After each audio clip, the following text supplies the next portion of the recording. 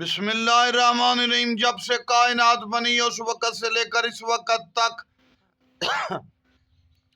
ہر حق پرست حق کو ماننے والا ہادی ہو یا ماننے والا ہو، ہادی کا پیشوا کا مقتدی ہو، اس کی خواہش رہی ہے کہ دین کا غلبہ کب ہوگا، حق کو ہولڈ کب ملے گا۔ چاہے آدم علیہ السلام کا دور تھا، نوح علیہ السلام، ابراہیم، موسیٰ، عیسیٰ علیہ السلام، حتیٰ صحابہ کہف بھی غار میں تڑپتے رہے، الہی حق کو کب غلبہ عطا ہوگا۔ یہ تمام کی تڑپ جاری رہی کہ حق کو کبھی غلبہ ملے گا۔ 1,24,000 انبیاء گزر گئے، ائمہ گزر گئے، اولیاء و صیاح، اور حق کو غلبہ حاصل نہ ہوا۔